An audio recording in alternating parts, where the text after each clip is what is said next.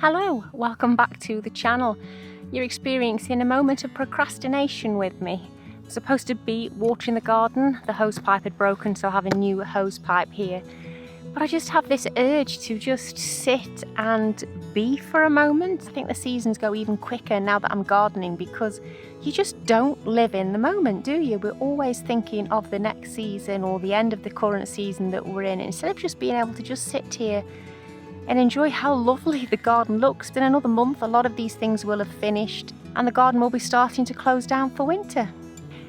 And if I go for a walk around the garden, instead of walking around the garden and thinking, oh, that bed's got weeds in that needs to be dealt with and I need to clear that bed, I really should just look around and just be amazed, really, at everything that we've got growing and how well this garden has performed for me this year. I mean, look at the sorry state of this bed. Not only have I not harvested those onions, it's just been overtaken by weeds and I just keep walking past it and ignoring it. And ignoring it is okay to a point. I've got nothing else planned at the moment to put in that bed afterwards, but there's another thing that I've been procrastinating because I need to get some sowing done. I mean, I haven't sown anything yet for my winter vegetables. And if I don't do it soon, it's going to be too late. I actually was debating whether to not grow anything this winter because it just has been a full-on year. Not only have I extended the plot, I've also expanded my business. Most of you probably don't know that I'm not just a farmer's wife. I do run a diversification business from the farm, which I expanded, and it's sort of double the work. Well, it's more than double the work that I used to have before. So there's a lot of things going on behind the scenes, not just farm work, not just garden work, but also running a successful business. And all of that does play into the stress levels and the time management issues that we all have, don't we? Especially at this time of year. So what am I going to do first? I really do need to water those plants, but maybe I'll water myself first and I'll make a cup of coffee and I'll just sit on the plot and soak it all up for another few minutes before I get started.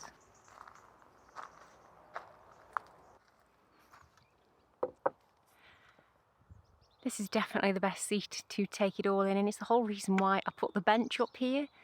So while I drink this coffee and contemplate my next move, I'm going to give you a little look around the garden.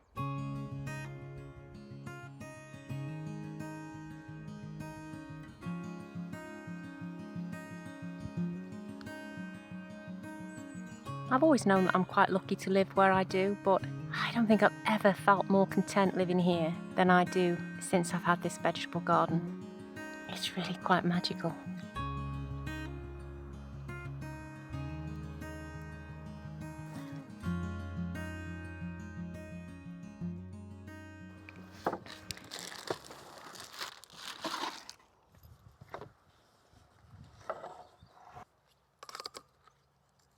Oh, that's good.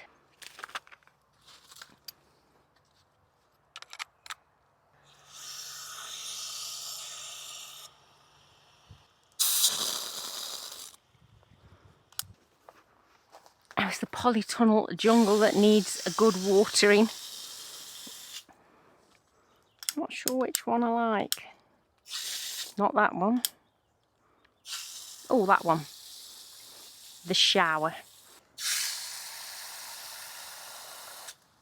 Really pleased with how the tomatoes are performing this year. Lots and lots of fruit on them. No issues with the leaf curl this time. I guess that's because we did put the shade netting up inside pretty early. It took the average temperatures in here from well over 40 degrees down to sort of about 35, and they've coped really, really well. I'll be doing that every year from now on. I have absolutely no idea when sweet potatoes are ready to harvest, but I do hope that there is something going on underground here and it's not just the foliage. As much as it's been pretty to look at this season, I really do want some sweet potatoes because I do love them. Is that getting a flower on it? Well, I didn't know that sweet potatoes got flowers. And of course, while I'm watering in the polytunnel, it's almost entirely impossible to not mention these birdhouse gourds. They are ridiculous, aren't they? Look! A ripe melon has dropped off the plant. Wow, that's absolutely enormous. It's huge. Oh, remember that smell from last year. I guess one thing I shouldn't be procrastinating on is some of the harvesting in the polytunnel.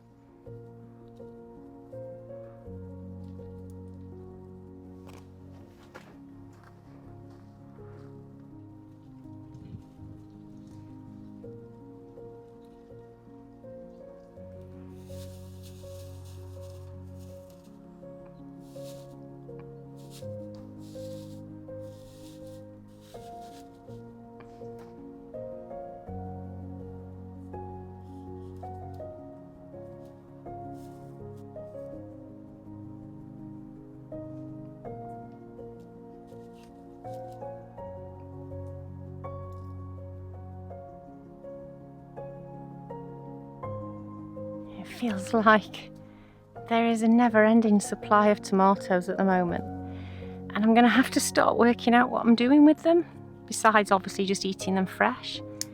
I need to start thinking about canning and freezing and preserving them for winter.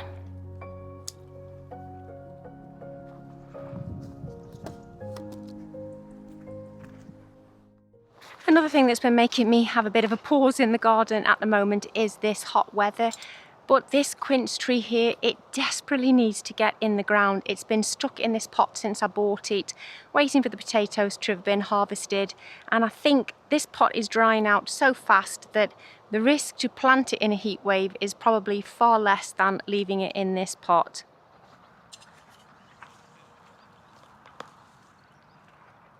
Oh, thankfully it hasn't rooted through the pot too much, because that was another concern that I had.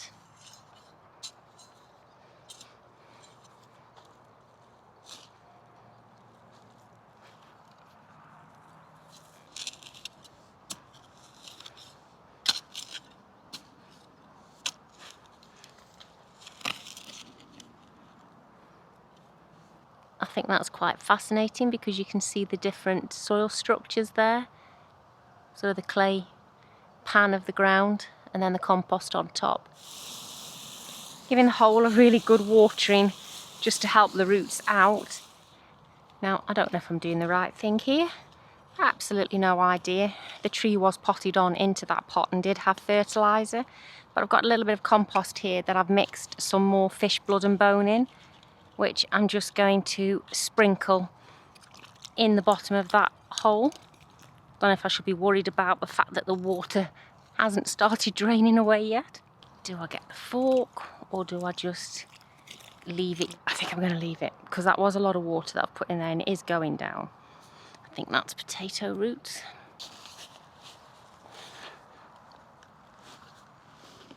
Oh my. Not totally dry, so that's not too bad, but drier than I've expected considering how much water it's had. Just tease some of the roots out a little bit.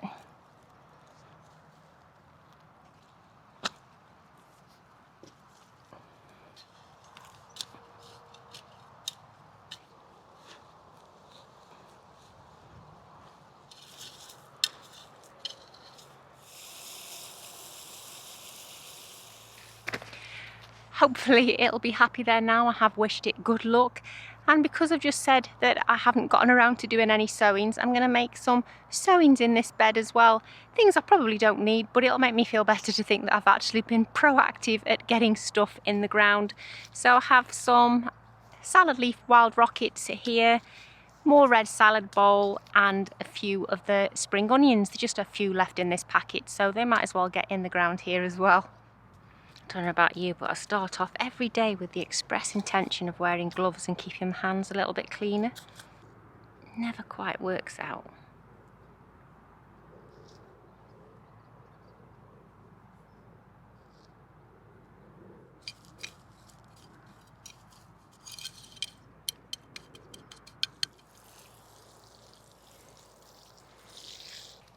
Now I'm trying to make myself feel a little bit better about the things that I haven't done so far this week, or even this month. I thought I'll add a few carrots in this bed. Now these are Amsterdam forcing, which are really fast maturing carrot. I mean, it says not to sow them after July, but we take that as a guideline, don't we? We don't just follow it blindly. I mean, should we? I don't know. Anyway, I'm going to try them because the soil is quite warm, so I'm hoping that these will germinate quite quickly. And I'm hoping that if we don't have an early frost, that these will be just about big enough to be baby carrots on Christmas lunch. Don't know whether it'll be successful, but we will find out in a few months' time. Why have I got an aversion to going right to the end of the bed? I do this all the time. There you go, a few more. It's like 1, 2, miss a few. 99, 100. And because I'm still putting off doing any harder work, there's something that I want to show you. You might remember a bit ago I was having an issue with my cherry tree. It actually looked like the tree was dying, and I did get some advice to suggest that it could be some bacteria in the soil, or it could be a fungal infection or vine weevil or something like that. Well, I don't think it is. I think it was just a really weird effect of the weather.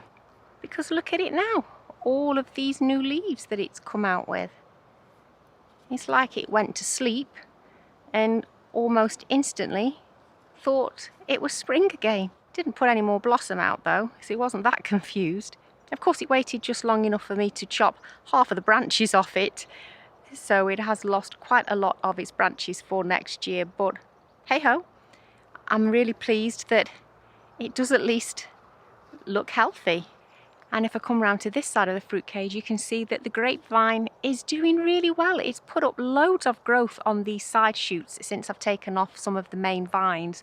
So I'm hopeful that I did the right thing by it, and if it survives winter, it should put some real good growth on next year.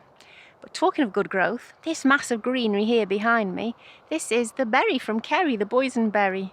It's literally taking over the back of the fruit cage. That's going to need quite a lot of tidying up. In fact, I'll be honest to say, I've not really much idea what to do with it, how many of these vines to keep. So if you're watching this, Kerry, I'm going to need a little bit of help because your plant is taking over my fruit cage. But I can't blame me for this thistle. That's all my fault. And you remember me telling you about the other weird goings on with fruit bushes this year, that I had that blueberry that was setting flowers? Well, look at it now. It still has some new flowers on it, but it has actually set a second crop of blueberries. I have no idea if there's enough time for those to ripen before the season ends, but how mad is that? I honestly had no idea that blueberries could do that. I think I need to do quite a bit of work in the fruit cage because I don't really know when things need to be pruned, like the currant bushes and things like that. So I need some advice on that one.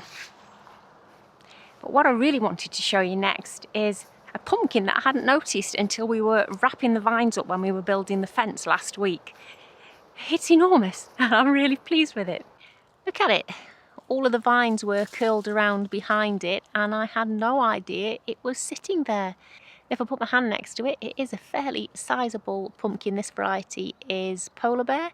So hopefully I'm going to have one for the granddaughters to carve for Halloween. And that's not the only pumpkin, because if she prefers a more traditional orange pumpkin, there's another one around here. Now, talking about the grandchildren, we took them to a sunflower farm the other day.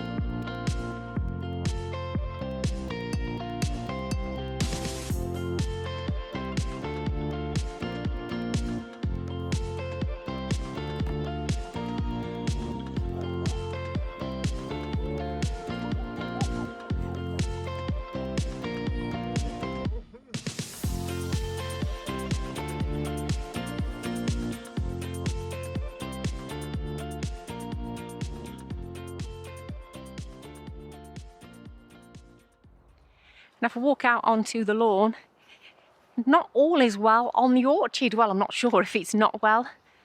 This is my walnut tree and it is looking really, really sad, and I can't decide whether it needs more watering, whether it's overwatered, whether it's heat stress, or whether it's just doing what the cherry tree did, and it's deciding, I've had enough of this season, I'm going to go to sleep early. But I'm really quite worried about it because this was the most expensive tree that I bought. So that would be something of a kick in the teeth if that's the one that dies.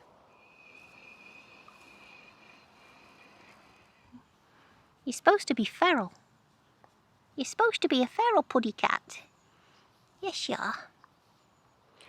That was Chippy. He is so cute. We do like Chip. Anyway, the main reason that I'd gone round that way is to go in the house to find a trug that was left in the hallway and some gloves, because I've shamed myself into dealing with this bed that I showed you earlier in the video. I've just noticed how many seed heads are about to blow off that dandelion, so let's get it sorted. I don't think it will take me long to pull these onions out. Not quite sure why I'm putting gloves on, to be honest.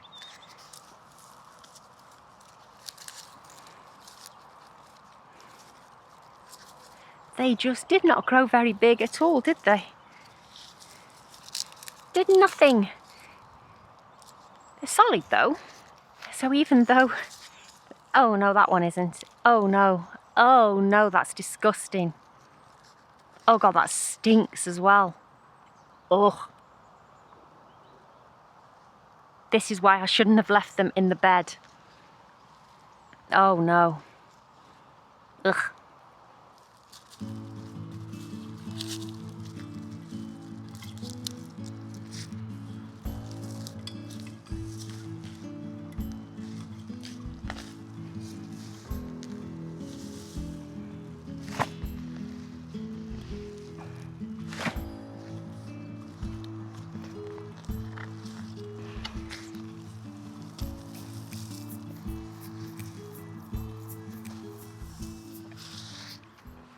I reckon I've just sown the rest of the seeds now that are out of this weed. It's probably going to be the best thing that germinates in the next few weeks. That took me literally less than 10 minutes to do. I don't know why I pressed pause on that job for so long. I can't be up here looking this way without making any mention of this pollinator highway. It is really full and lush at the moment. I mean, look at all the dahlias, they are so pretty. This brings me so much joy. It's another reason why all this beauty around means that really we do need to stop, take a moment, sit and enjoy what we've created. Because as I said earlier, it won't be long before all of this has gone for the season. The biggest surprise though is hiding behind this dahlia. Look at the size of this purple haze apple. I'm so excited for it. I'm so excited. Harvest time apparently September to October. Hey Mabel.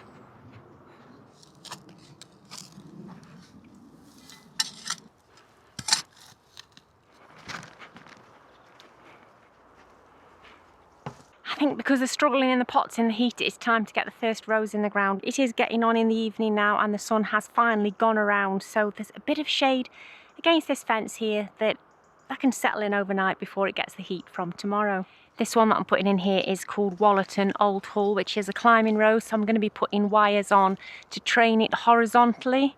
Apparently if you grow them horizontally, you get spur shoots, which means you get flowers all the way along it, whereas if you just let it grow up, you only get flowers at the top of the stems.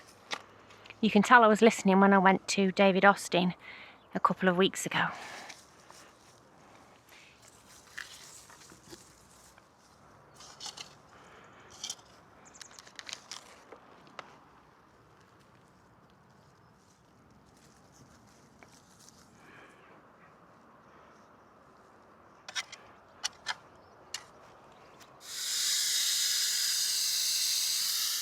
Now, I don't know about you, but I am a really lazy deadheader. And I'm just going to go through the calendula here and chop it back with the shears. Now, I did this a couple of weeks ago to some calendula on the main garden out there. I tested it there first and it worked. They've all come back into bloom, so I'm doing it here as well. Don't worry, it made me gasp the first time I did it too. It made me wonder, what things do you do that you know are wrong, but you still do them anyway? It's not foolproof, I have missed a few, but hopefully they are all going to come back now and give me a second flush, because I do need to harvest some of these calendula heads. I want to make my own salve and lip balms this year. Anyway, that's it for this week. I'll catch you in the next video, where I'm going to be announcing something hopefully rather exciting. Look after yourselves.